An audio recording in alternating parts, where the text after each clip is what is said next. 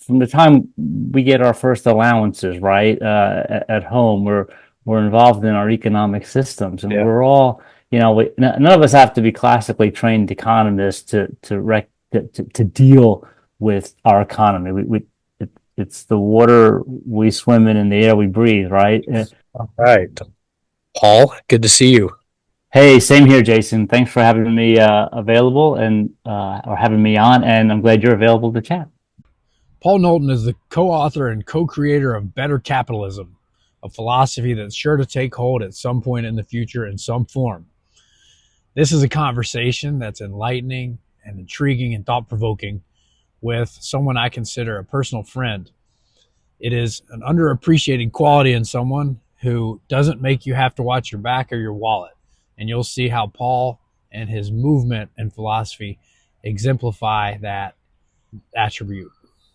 You're the author of Better Capitalism, and you have been espousing this vision for a couple years now. I guess I first learned about it 2022, I think, 2023 at a conference.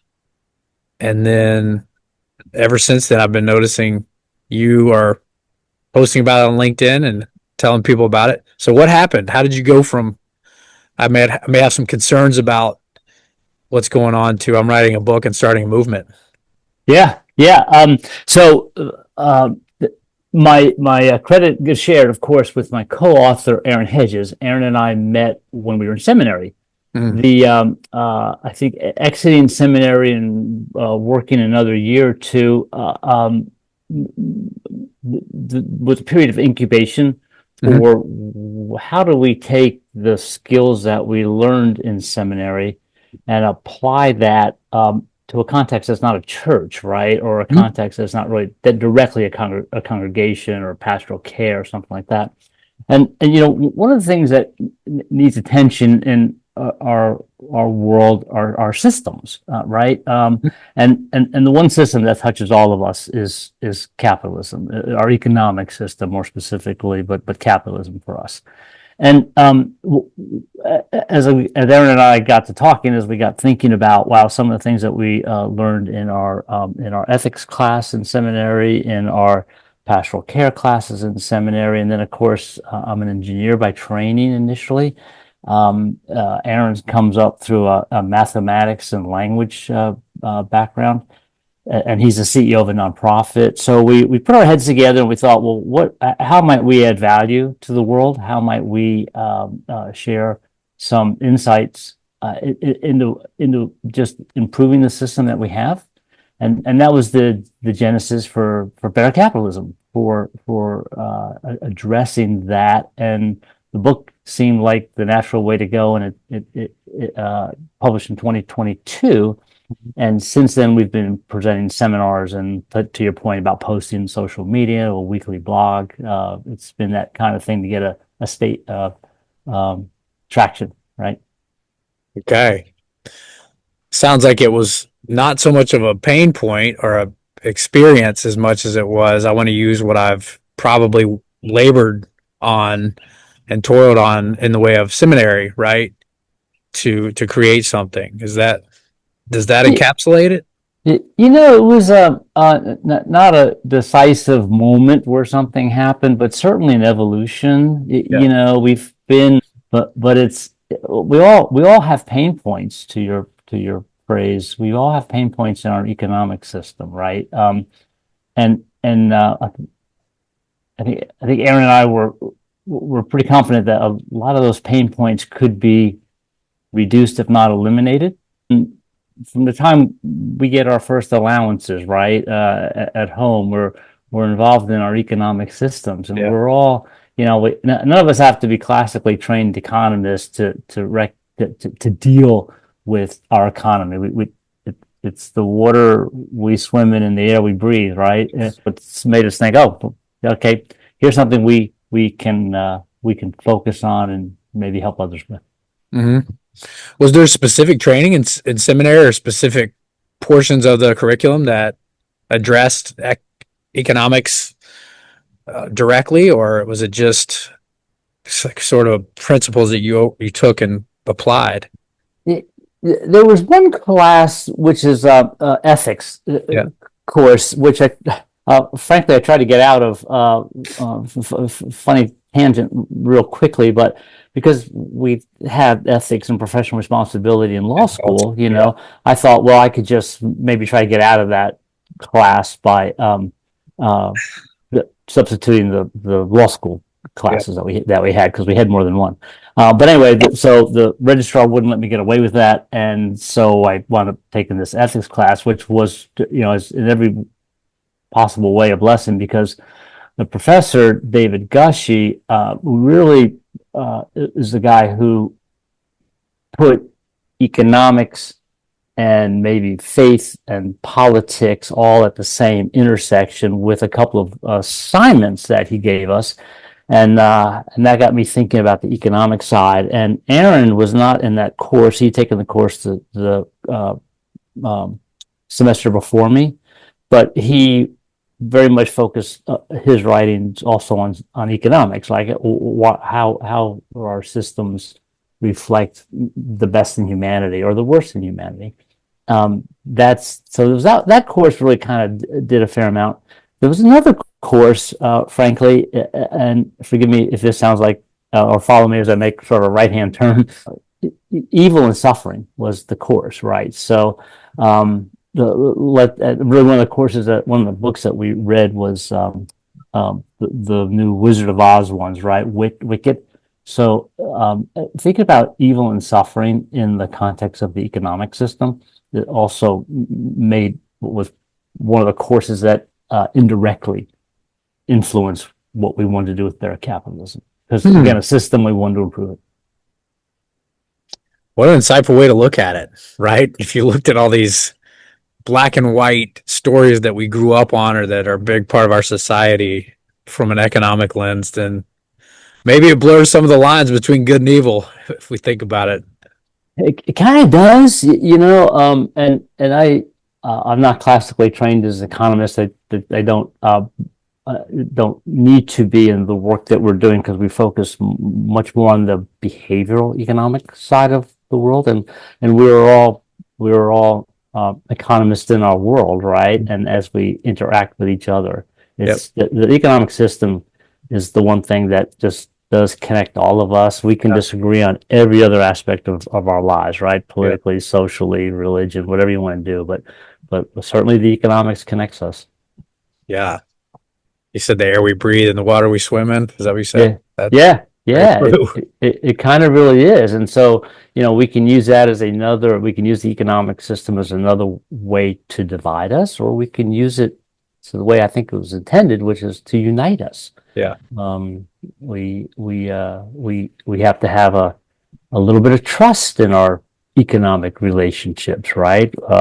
Buying or spending or borrowing, all those things have elements of trust in each other, and it's human to human. Even if these days we've got some electronic ways and digital ways to bridge some gaps, or sometimes interfere.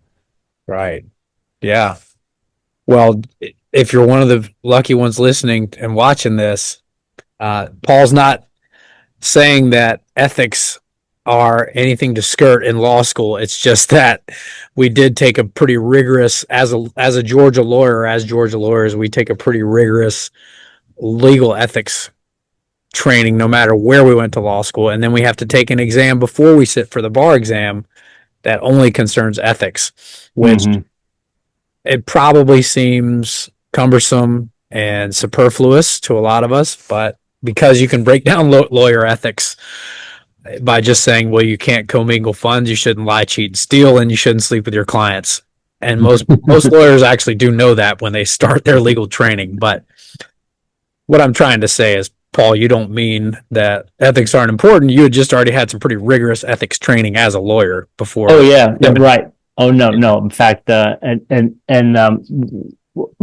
I mentioned that about seminary is that they have an ethics course, and I was trying just to pack in a lot of classwork. I was working half-time as a lawyer while I was in seminary. I had dialed back to half-time. I was the director of the firm. I could could handle both at the same time while I was attending seminary full time. Seminary full time is like law school full time. It's 90 credit hours, 3 years full time for the Master in Divinity program. So I was just trying to, make sure I didn't have to go any longer than necessary. But the ethics course in seminary was quite eye-opening for sure. Yeah, just law school, probably like other professional programs, medical, accounting. You're very focused in your lane, right? On your learning your craft, right? And then getting prepared. Maybe better said, getting prepared to learn your craft. Seminary made you just think differently. In law school, we heard a lot of thinking like a lawyer, and physicians and accountants have to do the same thing. Seminary was more about probably trying to get to the heart, literally and figuratively, of a lot of what we're doing and why we're doing it. In law school, we learned how and what, probably less why, but in seminary, there's a lot more why are we doing what we're doing. Yeah. Oh, that's it. That's really interesting. How is that? I don't have that on my script, but how has that informed your law practice after you finish seminary? Great question. Thanks. The idea to go to seminary was never to move into the pulpit, right? It was, or to be a pastor. I was certainly encouraged to do that. And I enjoy that pastoral function, but the idea was to practice, to go in, grab some skill sets that I felt like I didn't have. Well, let's just call them soft skills, right, or the human side of the profession, and then bring those back into the practice of law. So the primary practice for me, my first 15 years or so in as an attorney, was intellectual property, right? So patents, trademark, copyright. I'm a registered patent attorney. It's happy law. I mean, it's usually not combative unless we're in litigation for some matters, but for the most part, we're helping people get something done to advance their creative outlet, in their business. A lot of things though pop up with people because we're human, and they've got divorces or they've got crises in their families, and folks would come to me for those kinds of things, and I wanted some skills to deal with them in that way, which not intentionally, but it has led me to doing more work on the legal side in business succession planning. That's usually a bit of an emotional time for many founders after 20, 30 or more years of growing their business, and naturally we've got to turn it over to somebody at some point. There's got to be an exit plan. So doing more of that work, doing more estate planning work, trusts, wills, and estates, doing a little bit more crisis management work at our firm for those firms that need to help navigate personalities, because we're all in the office, and there are personalities, right, that have to be helped through their tension or their whatever they're feeling at the moment. Yeah. So that the seminaries help that way in sort of unexpected ways. Yeah, makes me more curious about seminary, but that's another conversation for another day. I didn't know that, and that's why I wanted to have this conversation for the first time. Yeah.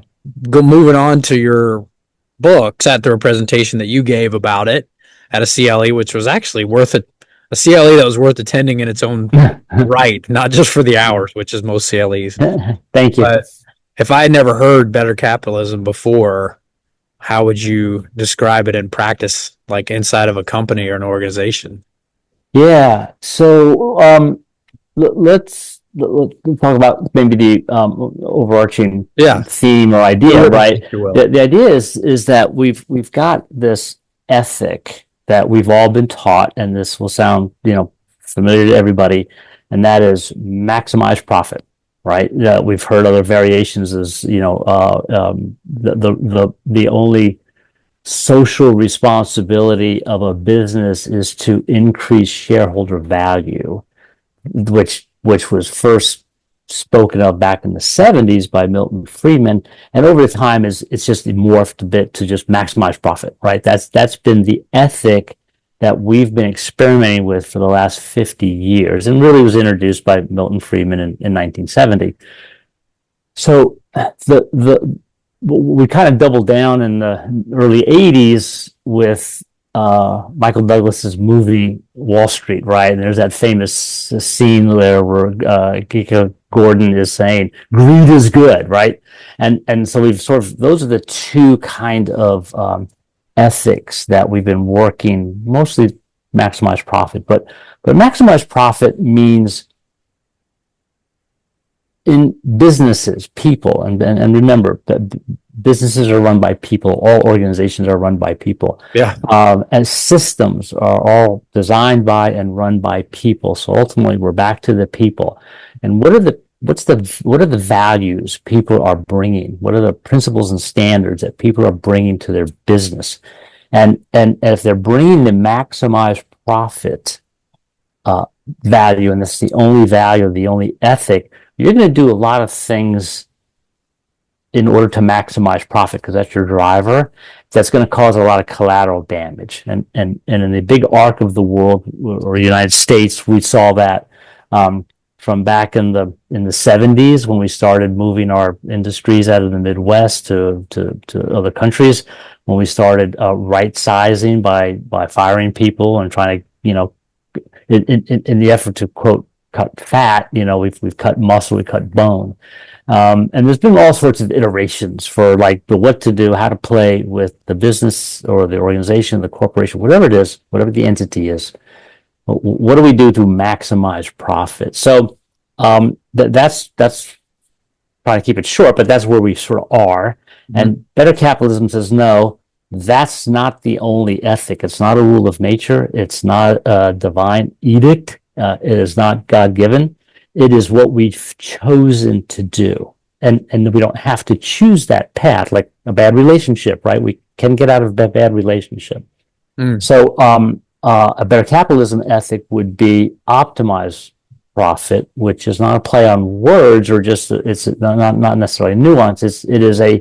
It is replace maximize at all costs with the twin ethics of enough and mutuality. Mm-hmm. So enough and mutuality are going to require two things. One is for me to recognize really what is enough. I need to have profit at the end of the day. I mean, we all know this. I'm not sharing any secrets here. At the end of the day, our personal checkbook or the accounting balance sheet, whatever, it needs to have profit at the end of the day, or we're going to be in some trouble, right? But how much do we need, and how much do we need to hoard for a rainy day, right? Apple holding, forgive me, I haven't looked lately, but holding $10 billion in reserves. I mean, Noah could not imagine a rainy day that needs that much reserve, right? So there's money that we're holding that could, not unlike food that's going to spoil if it just sits there and nobody does anything with it, right? We should get that kind of money back into the economy, helping others, doing whatever we can do best with that dollar. But anyway, the point is enough, having decided what is enough for ourselves, and which is going to be different for everybody. For you and for me, it's going to be different, right? But what are our needs and what's a little bit more, and that should be enough.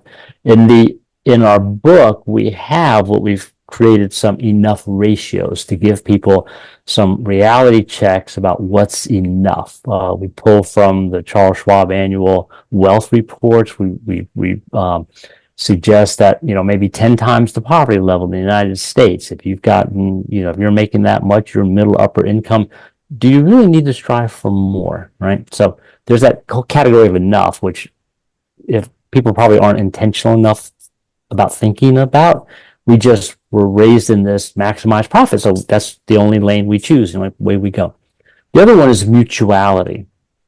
And mutuality came to us at a slightly longer path. It took a little bit different way to get there. And mutuality came to us through an understanding of Adam Smith's work, the guy who wrote Wealth of Nations.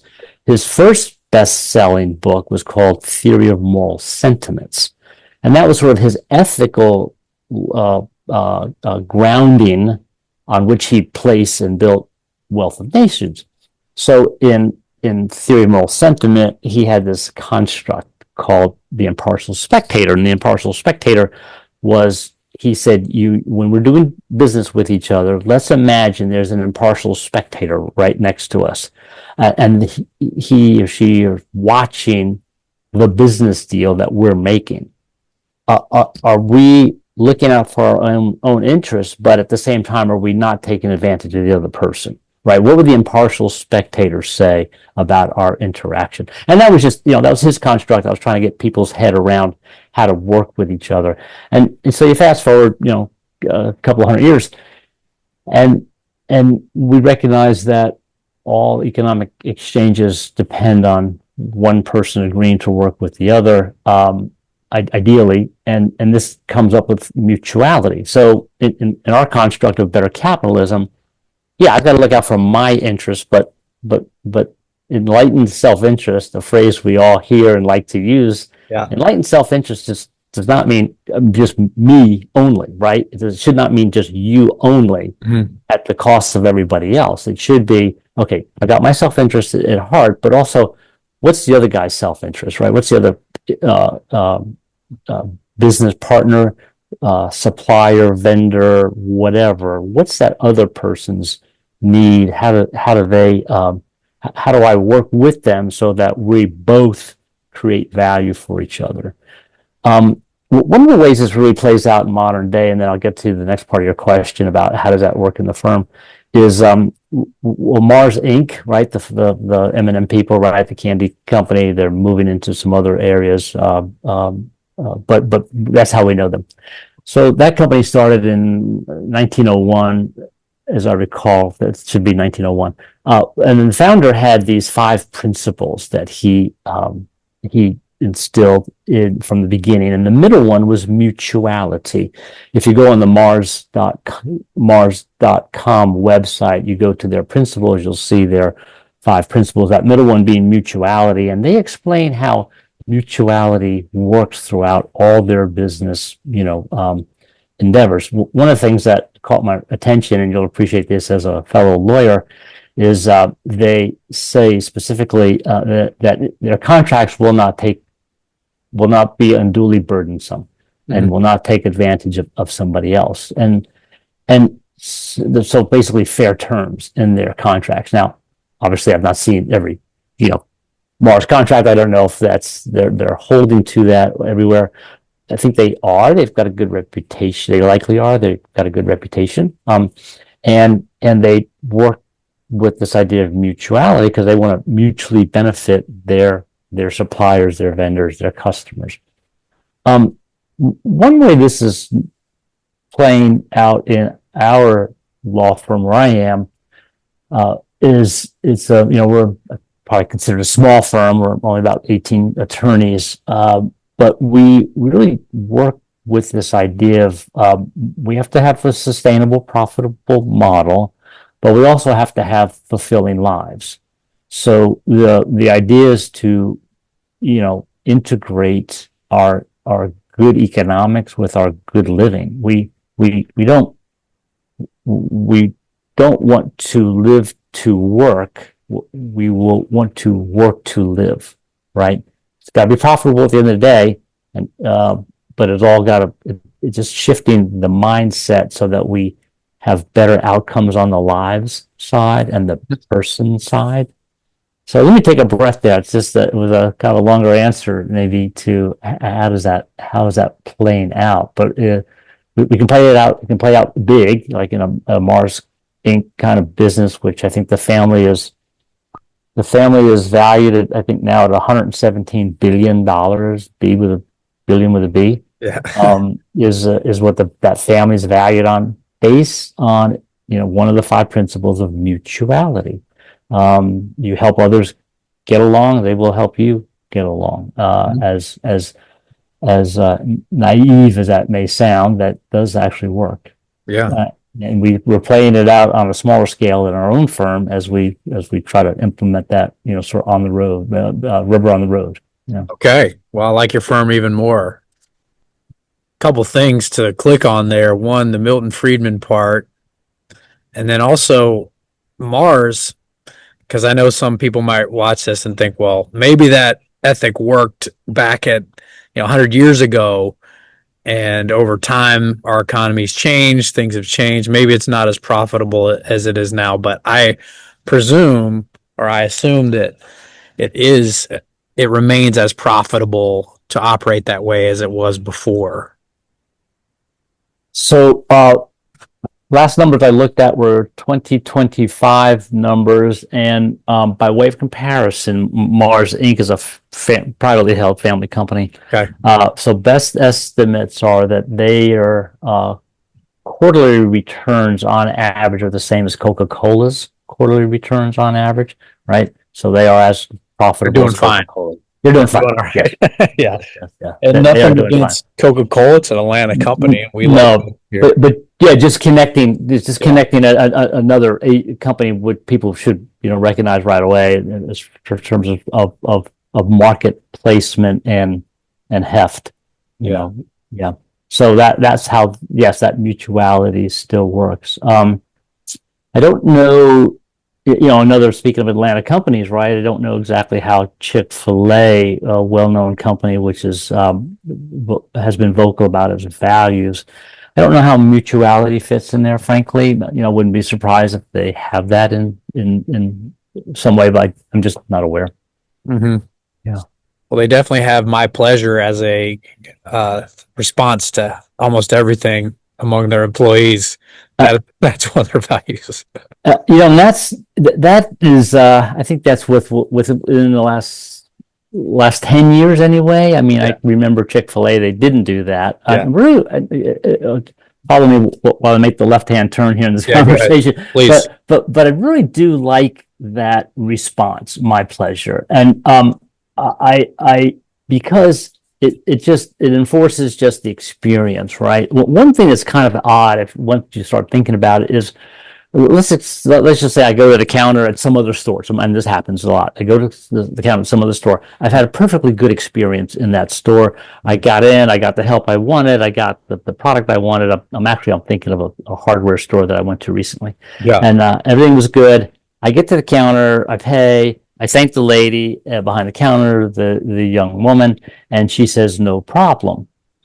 And which we say that a lot, right? No problem, no problem. Yeah. And so, but frankly, that irritated me a little bit, because it's like, well, yeah, there's not been a problem. Why do you even put that in my head that no problem, right? Yeah. It's like, I had a good experience. The store's running well. I like it. I'm an advocate. Yeah. But why even insert the context, right? I even insert it's no problem. Yeah. So anyway, I think it's an odd response or a response we don't need. I do like that Chick-fil-A uses that my pleasure. I think I've picked up a few other times, maybe somebody who's been trained at Chick-fil-A and now works somewhere else, they'll use that phrase, or maybe others are just picking it up. I'm not sure, but it does speak to a better mutual experience. Yeah, it does. I don't want them to stop using it now. Making profit the main priority in how businesses operate was actually a creation of Milton Friedman. Is that? Yeah, that's so. Not the default state of everyone if we just don't put structure to structure of values to an operation. Well, if you don't have structure, right, like it's that nature abhors a vacuum, right? You got to have something in place, otherwise something is going to fill it. Usually some chaos. Yeah. So, but where I make the reference to Milton Friedman is that I would argue that America had this golden age of capitalism, like from World War II to early 70s anyway. There was this great period of prosperity, right? We come out of World War II, we've got production, we've got manufacturing, we've got distribution, we've got the rise of the middle class, right? So this was, I think, a legit golden age of capitalism. That's going to be different than the late 1800s, where there was just sort of more of this gilded age, where just some people were making a whole lot of wealth. But in our post World War II era, there was this period of growth for everybody, and it was a period of time where the corporations grew. And if you go back and read any of those annual reports from that period of time, like GE or GM, you'll see that they took a fair amount of pride in how much they paid in taxes and how much they contribute to the company. I'm sorry, the community, how much they contributed to their employees, right? The things they were doing. There was a lot of pride in that because we were all in the same boat. That was kind of the ethic of the time, or the mentality of the time. Maybe that came out of the World War II foxholes, we're all in this together kind of work, so that battle ethic became that work ethic. But in the late 60s, there was efforts for corporations to attend to some things that were outside of the corporation, like they called it ecology at the time, but with pollution control, right? And some other union work. So Milton Friedman came out. I think everybody probably knows who he is, a Nobel-winning economist. But he came out with this New York Times Magazine article on September the 13th, 1970. That's where I personally would put a stake in the ground, that said when our capitalism started to change. And in his opinion piece in the New York Times, which back when newspapers were super thick, and that particular newspaper got delivered to driveways across the country on Sunday mornings, to driveways across the country. And he had an opinion piece in there where he said that the title, the substance of it is, in his opinion, the only social responsibility of a corporation is to increase shareholder value. So that's this guy's opinion. He says it's his opinion, but the thing gets traction, like a Molotov cocktail in a California valley. It just catches fire, right, and just sweeps down and consumes.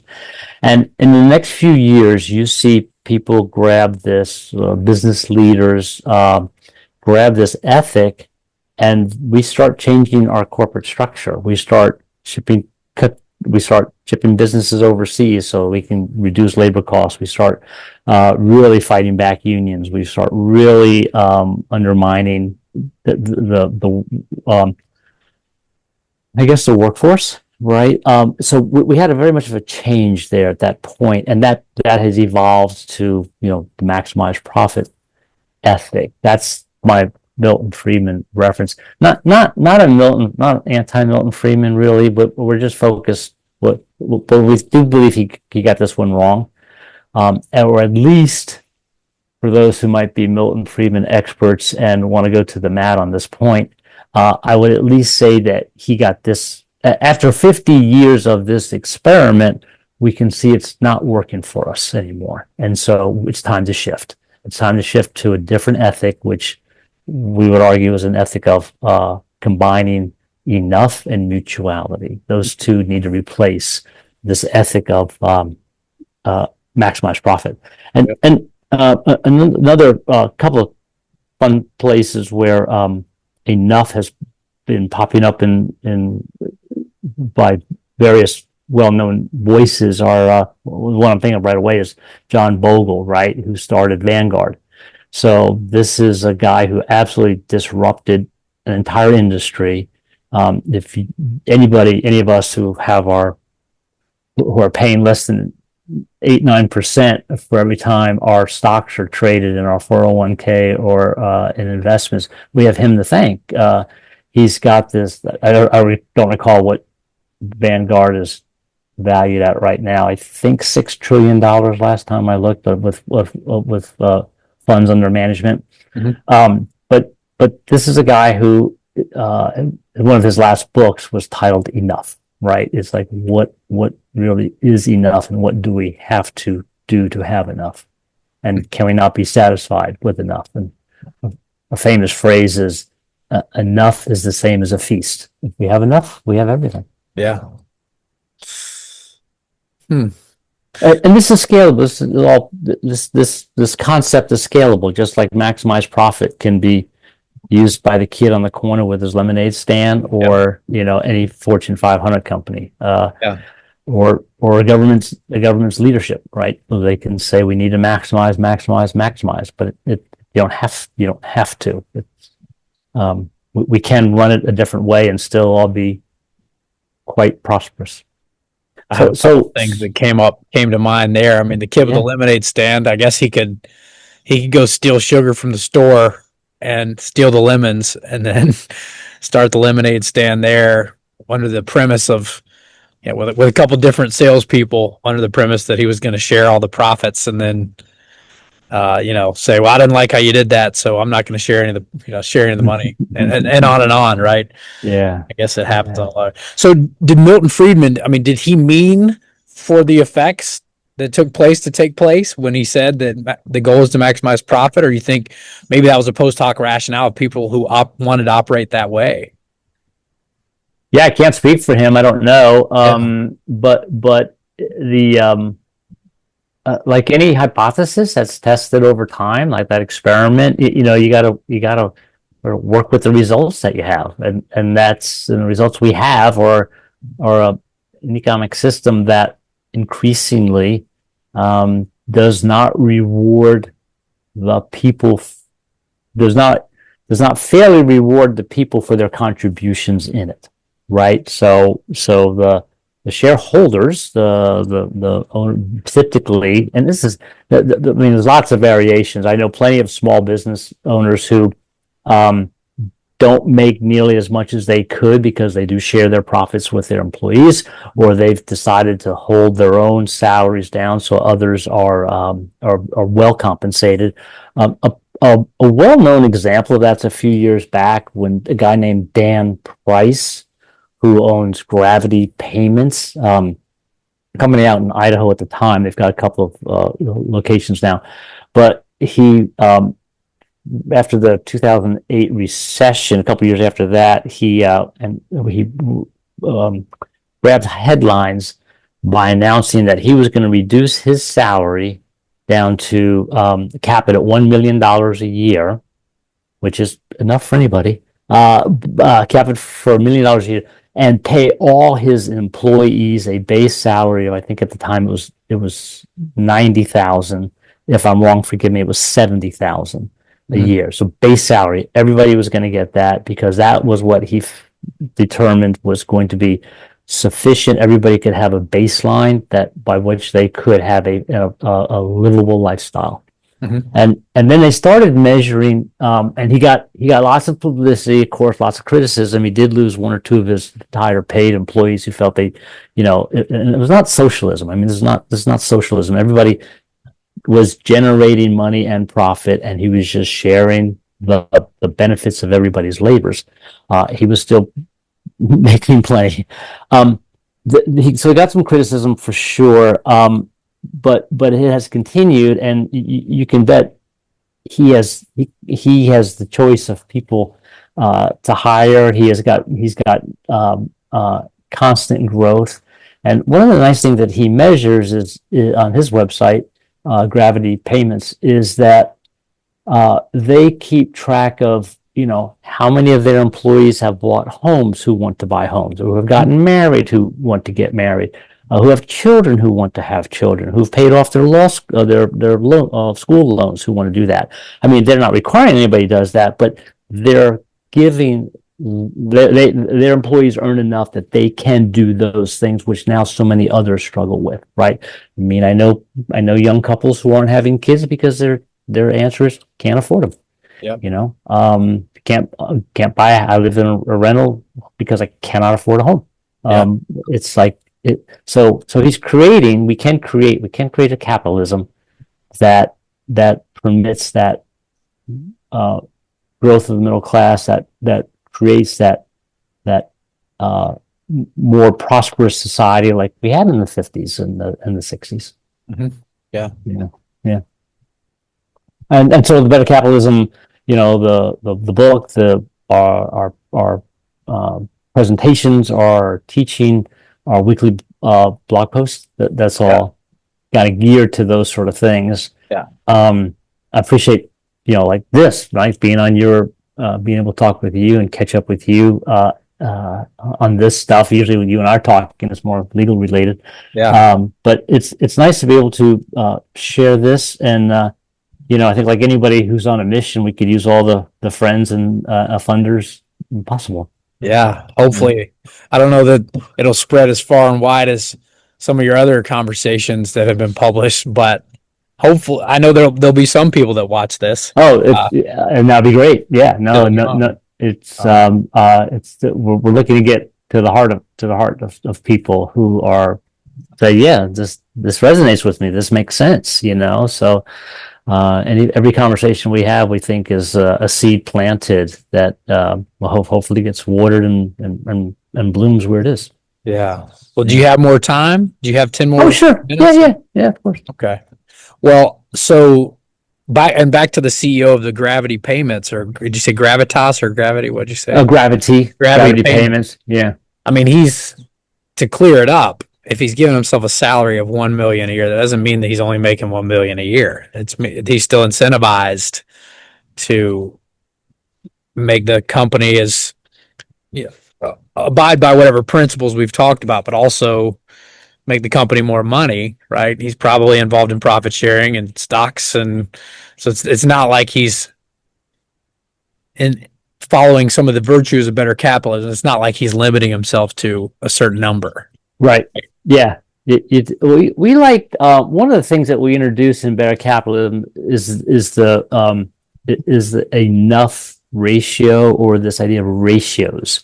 So back in the day, so that's the 50s and 60s, the CEO, typically the CEO of a even Fortune, at the time, Fortune 500 company might make 20 times, maybe anywhere from a single digit, 6, 7, 8, to double digit 20 times the average full-time worker, right? So we're talking, more money, but in a narrower range, right? Yep. These days, that number could be 2,000. The CEO could be making 2,000 to 3,000 times the amount that the middle income full-time worker is making, or average full-time worker is making. So that number, and you'll notice, I'm not beating on CEOs. We're not trashing anybody in this system. We are all in this system. We're all trapped. The CEO probably feels they're doing their thing that they need to do, which is maximize their self-interest and maximize the company profit, right? Everybody is doing what they think they should be doing, because that is how the system is set up. Yeah. But nothing stops us from saying, look, like what Dan Price did. I can lower my number. I can narrow my ratio. I can have enough, and I can choose to limit how much I'm going to take for myself, because I can take and use that money for everybody else who contributes to this boat, floating and growing. Right. Right.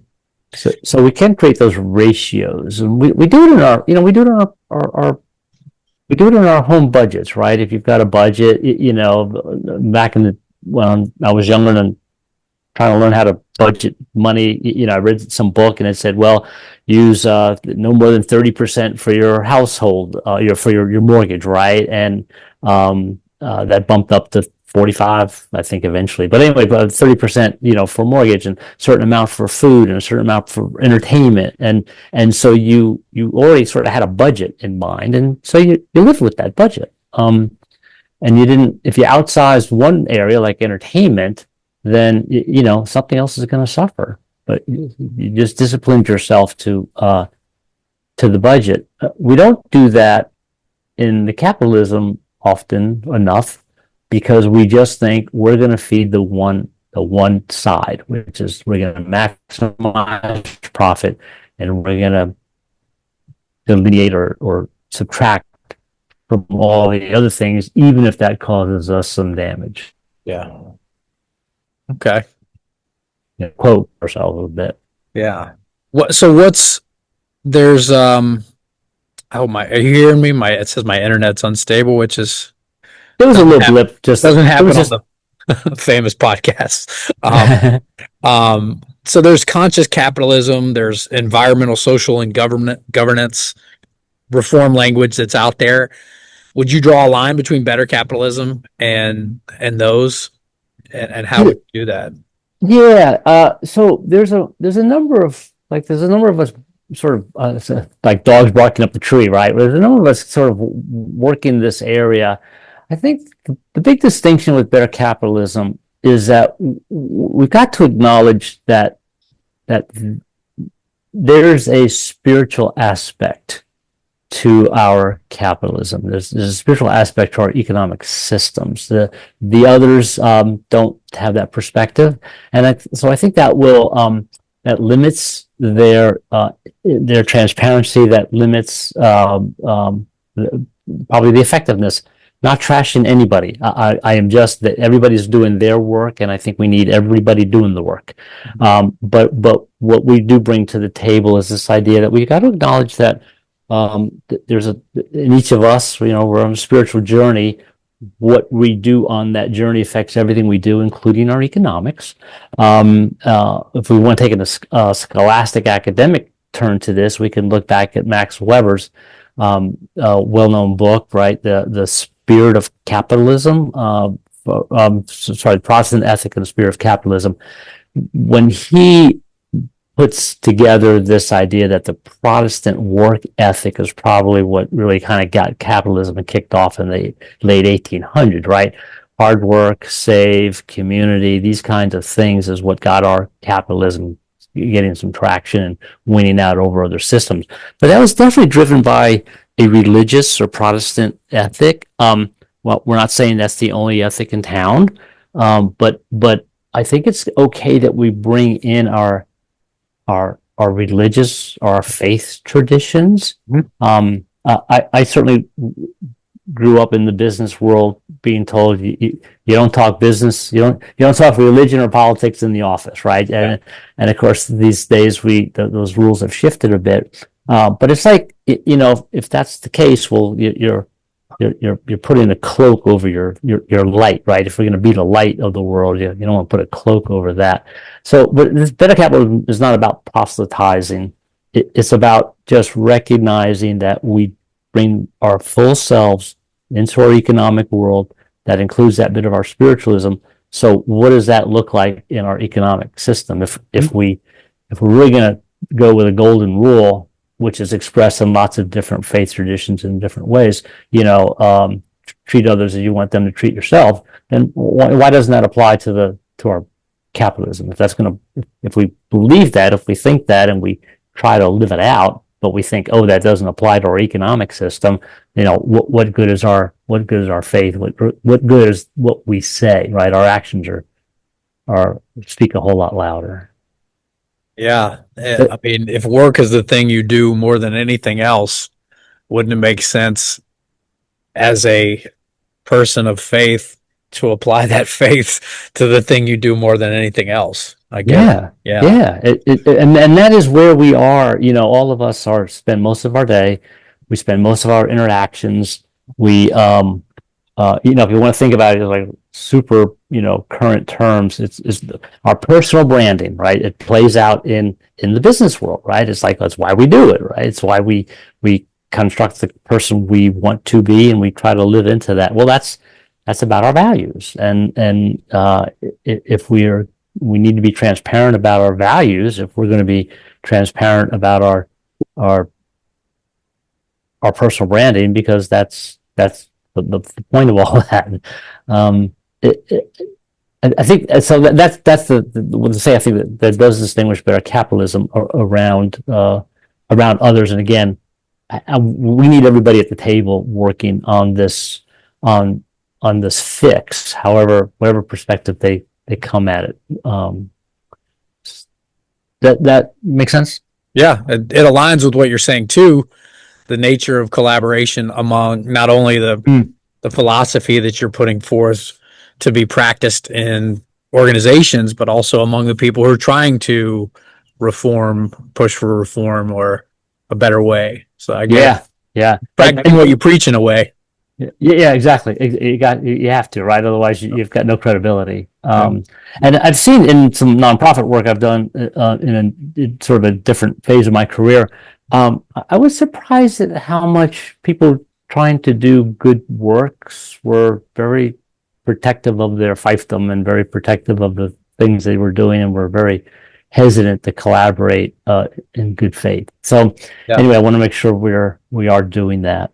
And another, again, I don't think there's any enemies here. Really, there's not enemies that we want to.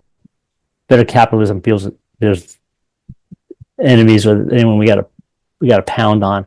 Yeah. Everyone's just in this system that they think is the right system, and it can't be improved, and we got to play our parts, right? Yeah. So, but it is just an engineered system, and we, like anything, like a software upgrade or a car that needs, an overhaul, it can be fixed. It can be improved, right? And I doubt anybody listening here would, jump to the conclusion that, oh, this is, if it's not dog eat dog, draw blood capitalism, then it's socialism, and it's not the case, right? It's a spectrum. There's plenty of room and plenty of gray. Yeah. If it is a spectrum, it might be, different coins, not two sides of the same coin, a whole different coin altogether, right? Mm-hmm. Yeah. Well, that leads into the next thing I wanted to go over was, if you get a challenge, and I'm sure you've gotten challenged from maybe people that are on the absolutist side that would say, like, well, this just adds friction. The market already punishes companies that mistreat stakeholders being employees or officers or their customers, because they'll just go somewhere else. How would you're just describing, and they might say you're just describing a good long-term strategy. How would you answer that challenge?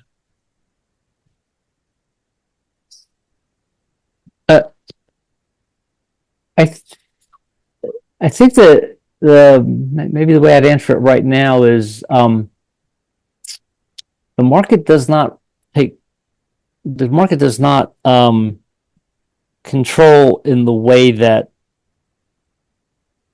we think it does, or we often think it does.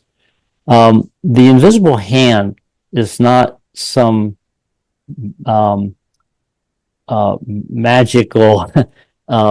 magical force that turns our selfishness into a better system or profit. The invisible force, invisible hand, I would argue, is this mutuality, and we do a couple of series on this, we have a section of this in the book and a couple of series in our blog post, that what Adam Smith was talking about back on that book, Theory of Moral Sentiments, that impartial spectator, that invisible person watching us. He introduces the idea of the invisible hand there, and he makes one reference in 1,000 pages of Wealth of Nations for the invisible hand. We've constructed a lot of things around that, but what I think is accurately what Adam Smith was talking about is this invisible hand is this mutuality, this guardrail, or this barrier, or this guardrail. Let's say guardrail's better. This guardrail about our interactions with each other. So, if I understand your question right, I would say that it's the marketplace does not instantly correct people who are abusive, companies, corporations who are abusive. In fact, you get large enough, you just get away with whatever you want, right? Because you sort of got this monopoly going on. Yeah. And a lot of times we suffer through whatever, as consumers, as business people, we suffer through whatever we have to suffer through. Like, for example, I have an appliance. I have a dishwasher. I had to replace recently. I won't give the brand name, but it is instantly well-known brand name. Yeah. The one that I had, same brand previously, the pump went out.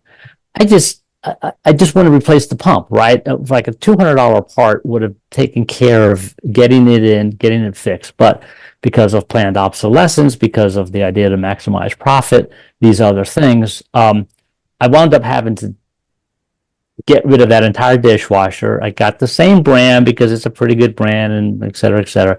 Got a new one in, had to pay $1,200, for that thing because I couldn't get the $200 pump they stopped making for no other reason other than they want to force me to buy a new dishwasher, right? So the market did not, the marketplace does not kind of correct that behavior. I didn't go and buy a different brand, right? I stayed with the same brand because they're going to be about the same as some of the others. So, no, I don't think the marketplace necessarily just like of and by itself corrects things, but we've got to be proactive in correcting. Yeah.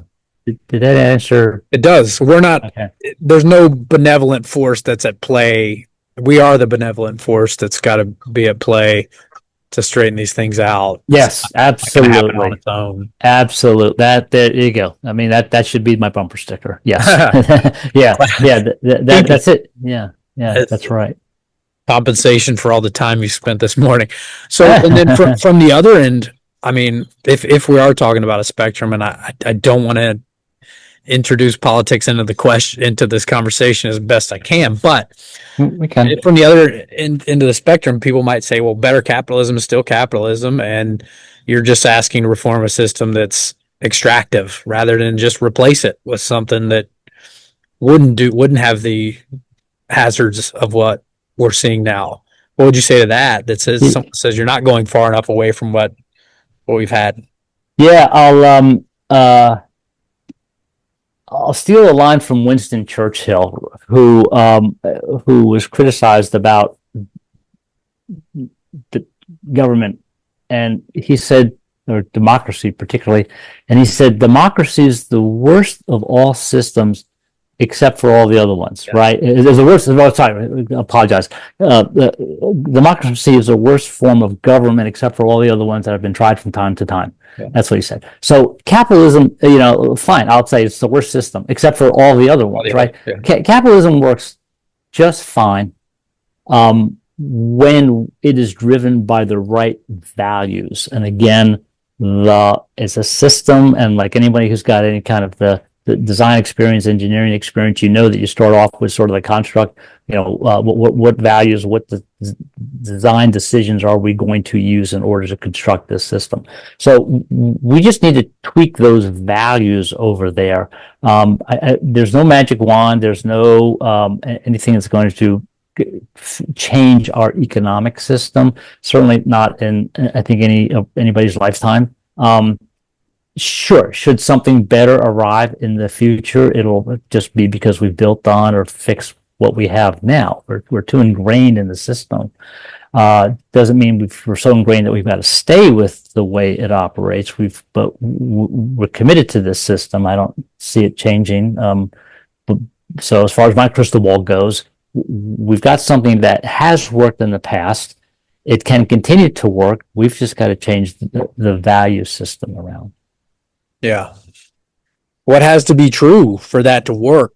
I can see it where you might go present to a group within a big company, present your book. Maybe some of them have read it, present all these really great ideas that we've been talking about now for an hour. And then what has to be true or in place to incentivize people to follow what we've been talking about? Well, again, great question. So a couple things can happen. We did talk about that toward the back of our book about what different professions can do and how things can change.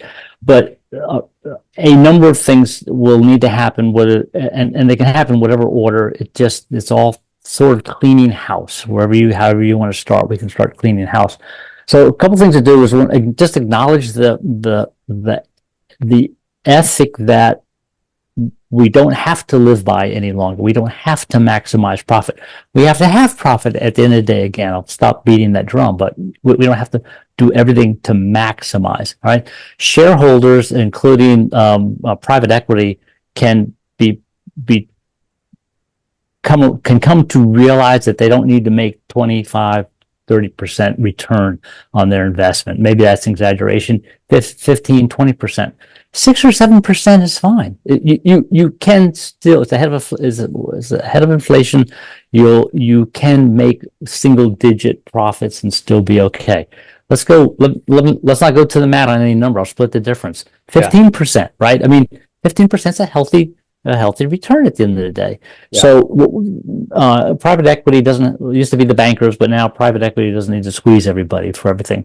Maybe we don't no longer pay the highest paid executives like the CEO based on the stock performance, right? So maybe some CEO gets a base salary of 500,000, but he gets or she gets several million on stock options later on, all based on stock performance. So the focus becomes manipulating the stock performance and not building strong companies with strong cultures that are there for the long run. We can encourage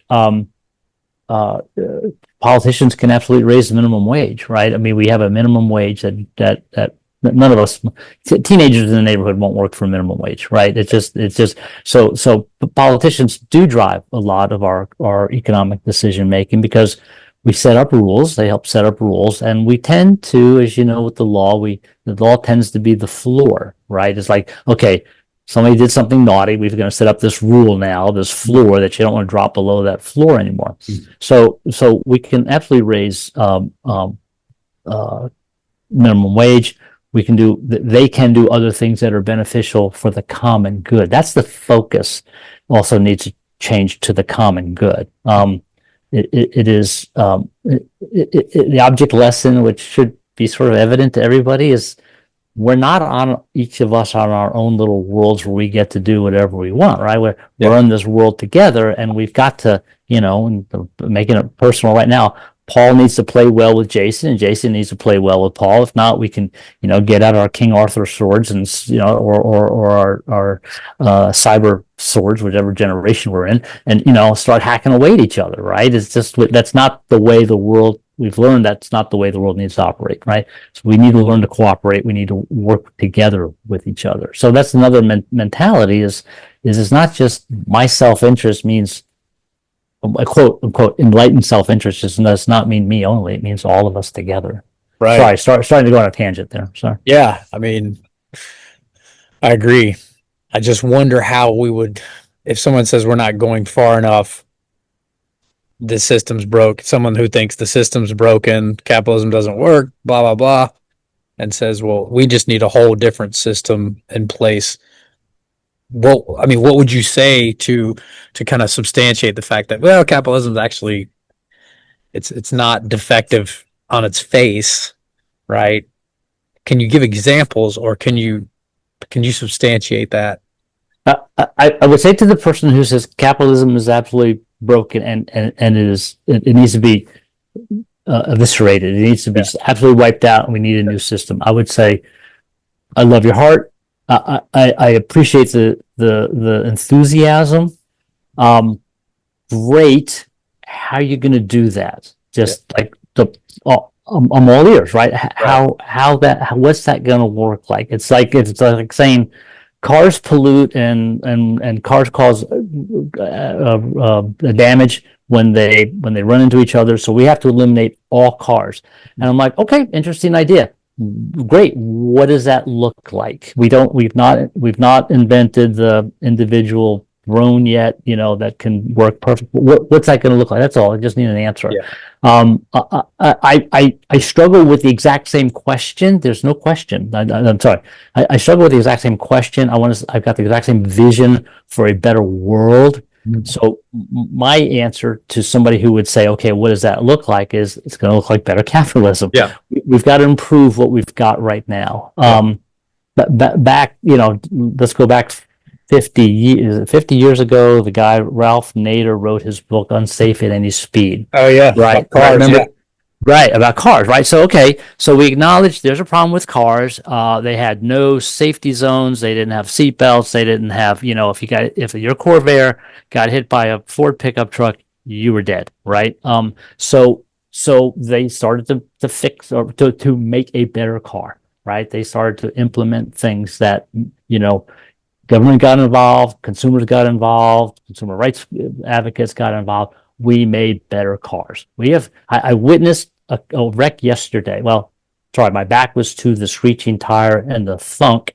I turned around and I saw the aftermath of the car separating. Mhm. But those two teenage kids walked out of that SUV, and the dad, the other man, walked out of his sedan, and everybody at least was alive. And it was a pretty hard hit, right? Yeah. So to your person who wants to say, capitalism does not work at all, then I would just say, again, love your heart, love the enthusiasm.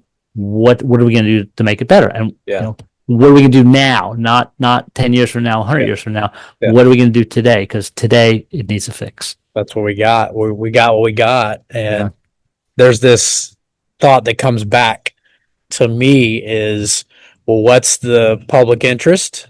And then what's the public health?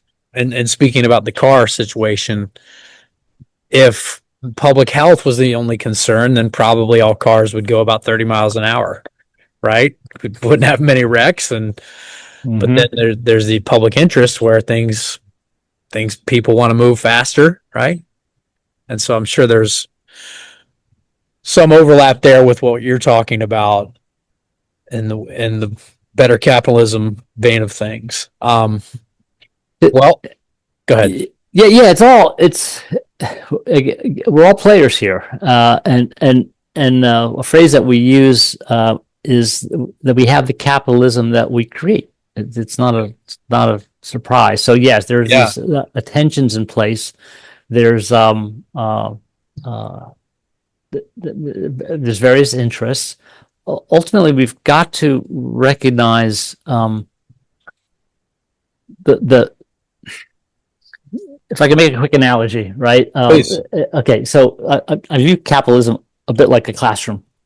In the classroom, I think the ultimate, just fundamentally, basically, it kind of works the same way. So capitalism in the classroom. In the classroom, you've got the teacher with the syllabus and their rules or policies. Behind them is the administration with their budgets and their policies. But ultimately, what's going to happen is what's in the classroom, right? The values that the students bring into the classroom is going to be how that classroom operates.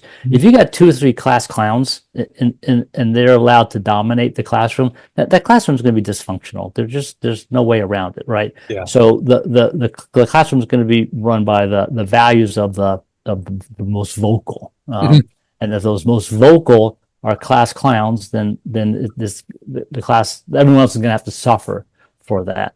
So we absolutely have got some class clowns who have big voices in capitalism, and they're destroying and disrupting in ways that aren't beneficial to the common good. That they didn't learn some kindergarten rules, I guess, about we're all in this together. And they think, but to cut them a little slack, that they think they're doing the right thing. They think it's about maximizing profit, and it's about their self-interest, and their self-interest means them only. They need a mindset shift. Like no more than a 4-year-old who's got to be told this is not the way we play with each other. And if enough people raise their voices and they want to, and we don't, so back to a point you made not too long ago, it was like, so how does the marketplace, address that? Yeah, well, we stop dealing with those people as much as we possibly can. Just if we cut them out of the economic stream, then their companies wither and die until they learn the lesson that you can't play this way. Yeah, that'd be my hope anyway. Yeah, but not to punish them, just help them be better. Yeah. Like I'm not about vengeance on this. It's like about just help them be better people. If they got a business up and running, then kudos for them. Maybe they're feeling some sort of need, but not to the damaging effects of others. Yeah. Well, back to the personal, have you faced any personal challenges when you started doing this work? Have any of your friends come back at you and they've seen your videos or posts and said, hey, Paul, I want to challenge what you're saying, or I didn't like what you said, or any of that? Oh, yeah. The early on the questions were like, oh, you're socialist or you're communist. Yeah. We've sort of gotten over those, I think, sufficiently enough. Yeah. The question comes up often, or people are curious, what do you mean by enough? What's enough for you may not be enough for me. And I'm like, sure, absolutely, but there are objective measures by which you can tell are enough. So we do have these enough ratios. We do have, uh, I guess, another common feedback is, what, you're kidding me? I mean, this is going to be like, how are you going to change capitalism? How are you going to, make a better capitalism? It's a fool's errand. And it's like, well, the response is, you got to start somewhere. You just have got to start somewhere. If we just throw up our hands and say it can't be done because it's too big, it's too all-consuming, it's too many mindset changes. Yeah, sure. I could give up and spend my time doing, whatever entertainment is, of the day. But this can start. I mean, everything starts small. And it builds if it's valid, if it resonates with others, if it's got soul, it'll grow. And maybe the magic moment doesn't, tipping point doesn't hit until long after I'm gone. But if I've and my co-author have had opportunity to leave the world a better place, then I call that success. I love it. Plant trees under which is shade you'll never sit, or something like that. Yeah. There you go. Paul. Yeah, I I think even in my own life, the idea of balancing or spending time with this, and just anyway, it's working out for me on a personal level, right? I'm able to do this work, and probably not compensated nearly as much as my talents would otherwise get in the marketplace, but I think this is what I'm supposed to be doing. Yeah. What do you think prepared you to take this as far as it's gone? We already talked about seminary, I know, but going back to your maybe further back or other work. I think it's maybe two things primarily. One is, so my undergraduate work is my undergraduate program's Bachelor of Science in Engineering, and then 10 or 12 years out in the mostly field work.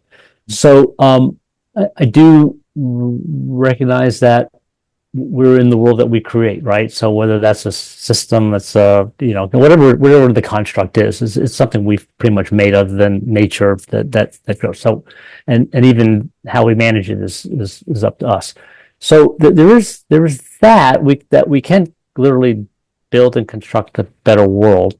My undergraduate was civil engineering. We literally built. So we can build a better world. And the other is just, a couple of decades in being a human being who's responsible for his own economics, right? So we all have experience in the capitalism system, and I'm always curious and interested in improving something, right? That's sort of the engineering mindset. So I'd say the intersection there, the engineering training and mind, and the desire to see things better. That's just kind of what probably drove all that. Mm-hmm. And then a third part of that is, well, what does the world need? Maybe I could take an engineering mindset and a desire to see a better world and come up with something that the world does not need, right? So, but like, I don't know, colonizing Mars, for example. so it can be done, but do we really need to do that, right? So but what can be done, and what do we need? And that's how I probably landed mostly on, okay, let's heal, and I'll use the word heal. Let's heal our economic system. Yeah. Okay. Well, have you had any challenges that you didn't anticipate? Right now, yeah, I think turning to just our own financial support of this, is that been self-funding. It hasn't been it's been manageable, right? It's been manageable to be self-funding the first couple of years, like any, and then friends and family have contributed some monies to just cover the hard costs. I volunteer my time, and my co-author volunteers his time. We do have an admin 20 hours a week. 20 hours a month now. That is costs, and we've got some other just fixed costs, the website and MailChimp and things like that. So we've had some financial support. I need to spend time doing some financial fundraising. Not a lot. We're talking, 40,000 a year maybe for our entire fixed costs.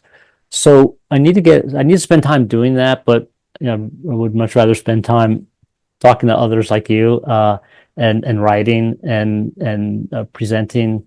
So that's going to be my challenge, is getting out and doing some fundraising in order to support those fixed costs, because as I spend more time on the Better Capitalism side, I spend less time as a lawyer and generating money and supporting. At some point, I think we are at the point right now where we're sort of active enough where what we need other folks to come in and assist, whatever that looks like. Yeah. So that's the biggest challenge I think I've seen. Otherwise, we're getting traction, and we get traction as we put more energy behind it, and that means having time to do it. Yeah. And maybe you can kill two birds with one stone, right? Out talking, writing, spreading your message, and people want to donate to your cause. Right. Yeah, we've got you can go on the website to donate. Our weekly email has a donate button. We probably need to speak that up more, and then also offer and be available. We do offer some consulting services. We do offer some paid presentations, and we have done some of those, and those have been nice, right? Just need to spend more time getting that word out as well. Yeah. It's kind of my tension is it's like there's sort of this humanitarian side that I want to help educate people, re-educate them. It feels awkward to be, quote, charging for that, but at the same time, we can take and contextualize and bring our other skill sets, the engineering, the law, the seminary training in a practical application to help with coaching or not that we've done much coaching. We've done some consulting work. I'm a trustee in a trust. I work with CEOs when they're trying to untangle a problem. So there's that paid work. So anyway, that's how I sort of kind of go on those two sides right now. I don't. I'm sure you want to operate under the philosophies of better capitalism while espousing the philosophies of better capitalism. Yeah, absolutely. Yeah, we do. We do. So, well, what's your vision for it? Where do you think it goes?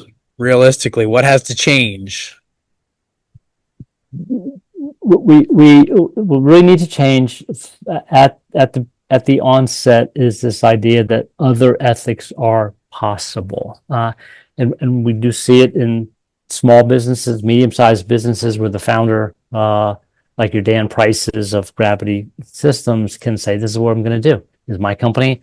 I can do it this way." And there's lots of people out there doing that. And we'd love to get more of those success stories out. That'd be one of the things. If we had more bandwidth, we would be out talking to those business owners and sharing their successes and how they benefit the families who work for them, how they've done that for generations, right? It's like we would definitely have more of those success stories, because as people hear those success stories, then they'll have the courage to go ahead and create their own success stories that way. And so many of us go into business wanting to do well, but also do good, right? It's business is an expression of who we are. And so many of us want to do well, but we just get trapped too early and too quickly on the revenue side and the maximizing profit side. It's just, I think trap's the right word, where it's hard to push back against that tsunami of we got to maximize profit. That's the only reason we're in the game, you know. And it's not. We're in, like, you know, this as a lawyer, right? We're in a profession. Yes, we have a business aspect to it, but it's a profession. It's part of those three great professions. It's medicine for the healing of the body, clergy or ministry for the healing of the soul, and law for the healing of society. That's goes back to Plato's times, or Aristotle at least. So it is. We're in a profession where we're service and helping, and we can't lose sight of that. And I think that's true whether you're a lawyer, car wash company, restaurant, no matter what you're doing. You know, where you're there to serve. Yeah. And hopefully you're getting out of the exchange what you want, and your customers getting out of the exchange what they want. Yeah. Okay. Well, last question. What is the thing you most want someone to walk away from having gone through this whole thing? God willing, people are going to sit through this whole conversation. What do you want them to believe, not just having heard?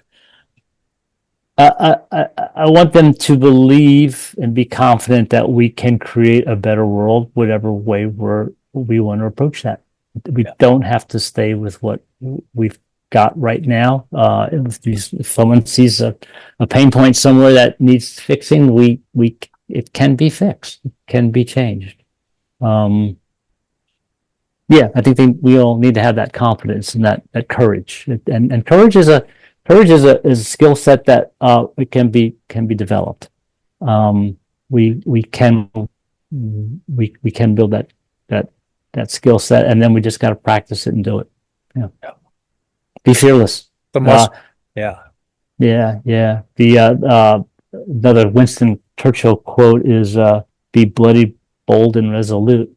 One of the things I used to have in the late 80s, it was this, as I recall, late 80s or early 90s, whenever it was there was a phrase, "no fear," right? And I had a keychain and that was a big brand in the 90s. That was a big brand, right?